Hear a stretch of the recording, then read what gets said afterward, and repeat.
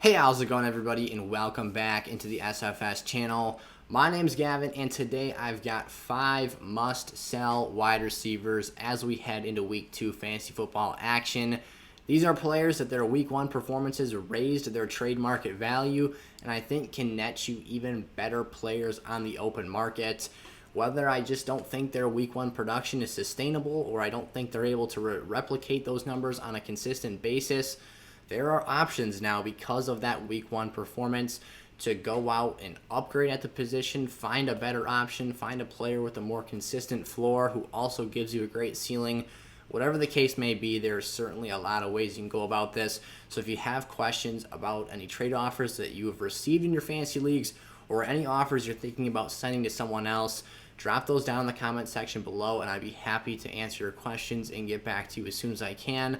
Without further ado, drop down, click that subscribe button, turn the bell on so you're never late for an episode. I'm constantly posting new content here, and we've posted multiple videos every day of the week so far, and we will continue to do that for the entirety of the 2021 season. With that being said, let's hit that intro and get straight in to our first player.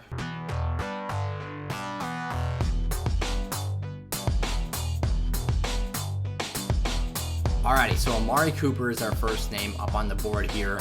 And this screams fantasy football trade gold to me this week after the insane performance he had Week 1 against the Buccaneers. I was actually anticipating him to struggle because of the physical nature that those Tampa Bay corners play with, because of the fact it was a road game, the opening performance of the season in an early matchup on Thursday Night Football. I just thought this wasn't a very advantageous situation. And Amari Cooper completely came out and blew his ceiling through the roof. I mean, that really didn't make any sense, but we're going to go with it. Cooper had 16 targets, 13 receptions, 139 yards, and 2 touchdowns against Tampa Bay in that performance.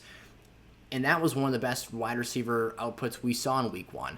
When you see elite wide receivers like Devontae Adams, Stephon Diggs, Calvin Ridley that had down weeks in Week 1, you now have the opportunity to take out a veteran player who has a proven track record of fantasy success, show your trading partner the immense output he had in Week 1, and try to use that as leverage to coerce them into making a deal with you that could net you one of the best long-term wide receiver solutions in fantasy football. So I still see CeeDee Lamb as the number 1 target in this Cowboys offense. I think by the year's end, he will be the clear-cut number 1 wide receiver for this Dallas Cowboys fantasy football wide receiver outlook here. Take advantage of this situation. I don't think Amari Cooper will have a game better than this season. So when you get this value this early on in the season, find a trade partner, find a way to increase your overall upside and consistency on a week-to-week basis, and this could be one of the trades that ends up helping you acquire a player with league-winning upside for your fantasy teams. Adam Thielen. This is a player I had on my all-fades list heading into draft day for the sole purpose that I think he has, just like Amari Cooper, been one-upped by the youngster, Justin Jefferson. I think he's now the clear-cut number 1 wide receiver in Minnesota. And my concerns for Adam Thielen were that he had a lower target share percentage than Justin Jefferson, less total yards of output by dang near 500 yards. Justin Jefferson was at 1,400, and if my memory serves me correctly, Adam Thielen was down at 925. And then we saw Justin Jefferson at 7 touchdowns and Adam Thielen up at 14. So his niche in fantasy scoring was similar to that of Mike Evans. He was an incredibly touchdown-dependent play. What does Thielen do?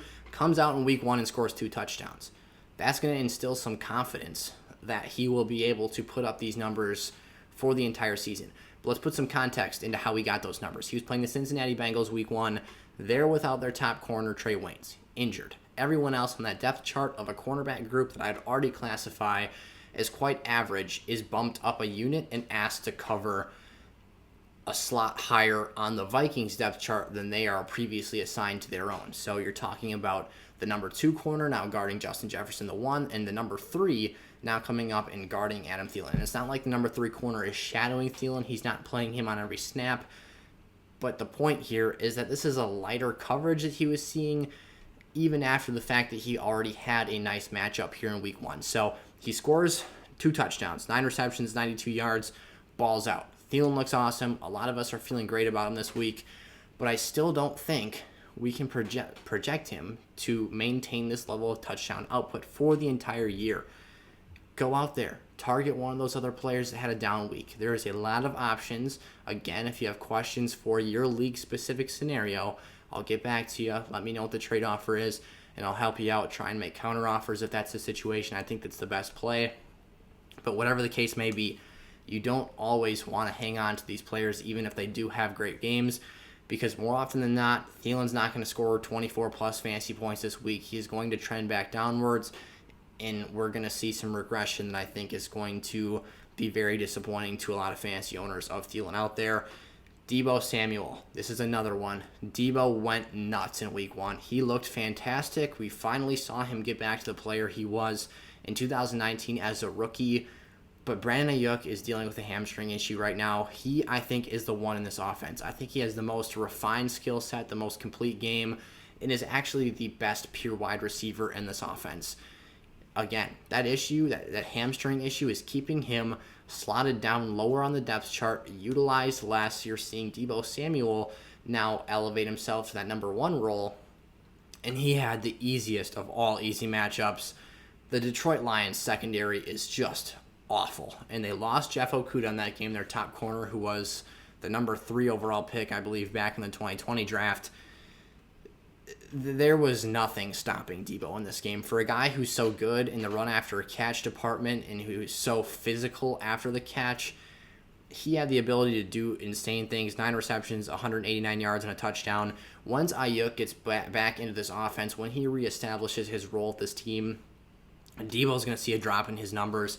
It's not going to be as favorable of a situation, and that regression is going to be killer for a lot of teams. So trade Deebo Samuel while his value is sky high. Maybe he has another strong performance this week. I'm going to bet that Brandon Ayuk is slowly going to get back into this thing and show us the type of player he was at the end of last year. But for now, I'm selling Deebo Samuel. I'm not too confident in his long-term upside here, or I should say his long-term floor, because I still think that upside is pretty quality on a week-to-week basis. Jarvis Landry for the Cleveland Browns. 5 receptions, 71 yards, and a rushing touchdown for the Browns in week 1 against the Chiefs. What makes this a situation where I think we fade him? Jarvis has a really nice fantasy floor, but he might be one of the players with the least amount of ceiling value that I've seen since he arrived in Cleveland. This is just plain and simple a run-first offense. That is what they want to do when they're in control of games, is they want to pound the rock and just grind that clock out and control the pace of the football game. They're not looking to throw 50 times with Baker Mayfield. And when you've got Odell Beckham Jr. looming in the background of things here, returning from that ACL injury, hopefully making a strong, healthy debut and return to the field, that bumps Jarvis back to the number 2 option at best in this offense, in the passing offense, that is. So you're talking about a player who rarely scores touchdowns, found his way into the end zone in week 1, in a matchup against the Chiefs where the elevated urgency to throw the football late was there because the Browns couldn't hold that lead down the stretch. Jarvis is going to come out here and I think see regression and produce a lot fewer numbers than I think a lot of us are expecting. So fade Jarvis Landry, trade him in our leagues. I think his value is very, very advantageous at this point in time. I didn't expect him to come out here and produce so early on in the season. So it gives us a situation. If you're a Landry owner, flip him, sell him, get yourself a player with some better upside here. And then Marquise Brown, the last player on today's list for the Baltimore Ravens. Look, history shows that in Marquise Brown's time in the NFL since 2019, Week 1's been his most productive game of the year. Every single time. He hasn't been consistent. He's had some nagging injuries here and there, but he hasn't been able to put it together for the whole season. He was the clear-cut number 1 this week. That will change moving forward. Mark Andrews was basically invisible in this game. I barely saw him. 3 catches, 20 yards, I think was his stat line. That's going to increase. They need him more than the production showed last night. Rashad Bateman, the team's first-round pick this year, out. He's on IR. He will return eventually and pose a very real threat to Hollywood Brown's production. And Sammy Watkins while he's there. He had a dang good game himself last night. He put up some impressive numbers. He looked really good, actually, especially after the catch. That's going to give some competition in a low passing volume offense, similar to the Browns. They'd rather keep the ball on the ground and run, whether it's with their quarterback or their running back crew. So Hollywood's floor, I think, is very shaky. He can still go out there, catch a pass, and take it to the house because he's that fast, he's that shifty, elusive, whatever the case may be. But when push comes to shove, Hollywood Brown is just not the type of player I want in my fantasy lineup because I don't trust his dependability on a week-to-week basis. So if you can go out there, use that strong week 1 performance to your advantage, and fish a trade out of him, that's a situation I'm taking advantage of every single time. Alrighty, those were 5 must-sell wide receivers for Week 2 fantasy football action. Again, remember to go check out all the other videos I posted this week. There's a ton of them. I think we've already got 7 of them up here, and it's only Wednesday at the time of posting today's episode. So thank you all so much for supporting the channel. Remember, drop down, subscribe, turn that bell on so you're never late for an episode, and give this video a like so others like yourself can find it and take advantage of the content and interactive culture that we've got going on here at the SFS channel. So thank you so much again. I really appreciate each and every single one of you watching today's video, and I'll see you guys next time. Peace out.